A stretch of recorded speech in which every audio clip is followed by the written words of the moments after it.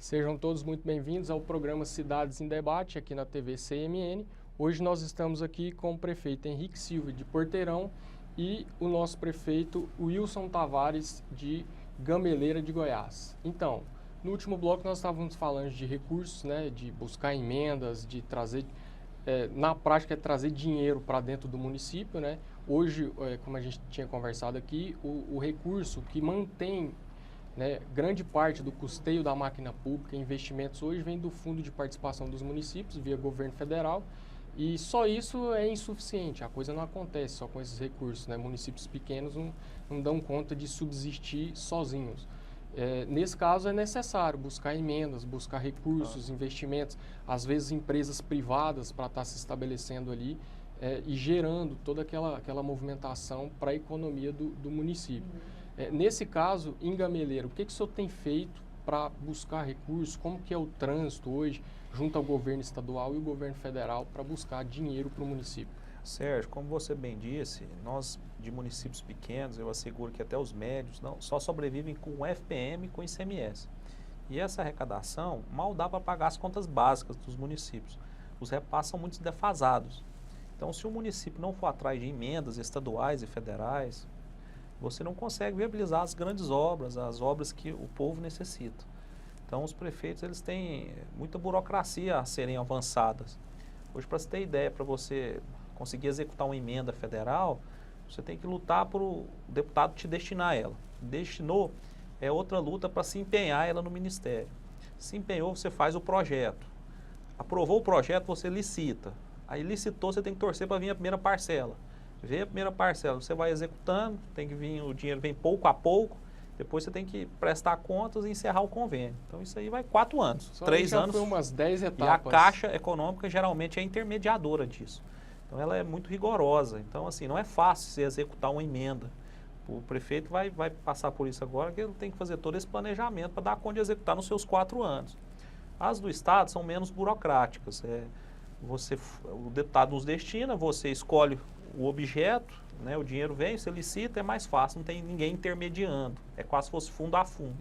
Então é muito burocrático. Então, os prefeitos que querem realizar alguma coisa têm que ir atrás das emendas. Hoje os deputados federais, eles têm 15 milhões de reais anuais. Então, metade é para saúde, metade é livre destinação. E eles pegam suas bases eleitorais e destinam isso. Os deputados estaduais têm em torno de 5 milhões. Pegam suas bases e vão destinando. Então, a vida de prefeito é isso, é bater com o pires na mão lá em Brasília para tentar receber esses recursos. Como eu disse, as emendas são impositivas, elas têm que sair, a prefeitura tem que ter a documentação em dia, fazer o projeto bem feito, fazer uma licitação bem feita. Então, assim, nós somos fiscalizados tanto pelo TCU, pelo TCM, pelas câmaras de vereadores, pelo Ministério Público. Então, é muito rigoroso. Então, eu sempre foquei muito em emenda. E deputado não gosta muito de ajudar município pequeno, porque de lá sai pouco voto. Então, a gente tem que lutar, suar a camisa, né, prefeito, para conseguir fazer alguma coisa nas nossas cidades. E assim, prefeito, como o senhor disse, como tem sido o trânsito com o governo estadual, hoje, do governador Ronaldo Caiado, essa questão de... Porque, às vezes, a gente tem histórico direto, a gente vê notícia aí, de que teve a emenda destinada, mas a emenda não foi paga, né? E como tem sido hoje, junto ao governador, hoje o senhor está na base do governo, no mesmo partido, e como tem sido esse trânsito, primeiro com os deputados, né, para garantir a destinação da emenda, e segundo, receber essa emenda, né? Porque também é outro processo, né? Eu vou deixar minha opinião, depois o prefeito deixar dele. Eu fui prefeito no governo passado e nesse, né? Eu fui reeleito. Então, esse mandato está mais fácil, porque as emendas se tornaram impositivas, elas não eram. Então o deputado nos destinou, ela tem que ser paga até no final do exercício. Então, o governador Ronaldo Caiado tem sido muito justo com os prefeitos, tem passado todos os seus compromissos rigorosamente em dia. O transporte escolar, a merenda, as contrapartidas da saúde e paga as emendas dos deputados. Então, o governador tem sido muito coerente com os prefeitos. Então, nos facilita a planejar a administração. E com o senhor, como é que tem sido lá em Porteirão? Assim, a gente, vamos falar desse governo, né? A gente não estava no passado, mas como a gente era político, a gente também acompanhava. E hoje o Ronaldo Caiado, ele, o que ele pode fazer, ele te fala, faço hoje, eu posso acontecer. Ele não é daquele que fala, não, eu vou fazer e depois não faz, né? Então ele é muito exato nas palavras dele, muito sincero também, né? E eu acho que nós vamos fazer aí junto com o governo, junto com os deputados que nos apoiam, uma grande administração, porque não é um governo de mentira, né? Não é um governo de fantasia. Né? Então a gente tem acompanhado bastante nos eventos dele, tem várias audiências com ele. E até agora, o que ele falou que ia fazer para Porteirão, a gente já está no caminho certo, já está sendo feito, né? Já foi licitado, né? Então já foi cotado para que isso realize. Então eu vejo nos outros lugares, outras administrações, era muito promessas, né? E pouco acontecimento, né? Esse está tendo mais acontecimento e menos promessa, porque o que está sendo falado é o que ele pode fazer, né? E eu estive em Goiatuba uns dias atrás, acompanhando o governador, e lá foi feito para ele 3 solicitações. Ele falou, vou fazer essa porque essa eu tenho dinheiro em caixa.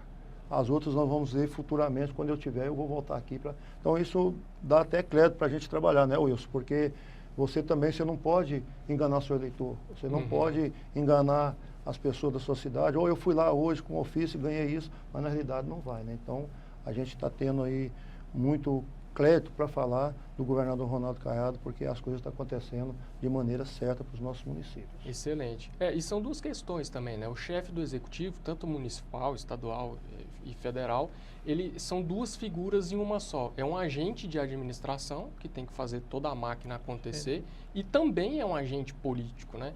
E a gente sabe que o que mais descredibiliza hoje é a parte do agente político, que às vezes promete e não cumpre por questões de gestão. Às vezes não consegue encaixar uma administração para ter recursos para investimento ou um trânsito bom para angariar recursos, né, trazer recursos ali para os municípios, e o agente político acaba falando e não cumprindo quando o agente de administração não consegue encaixar essas coisas, né?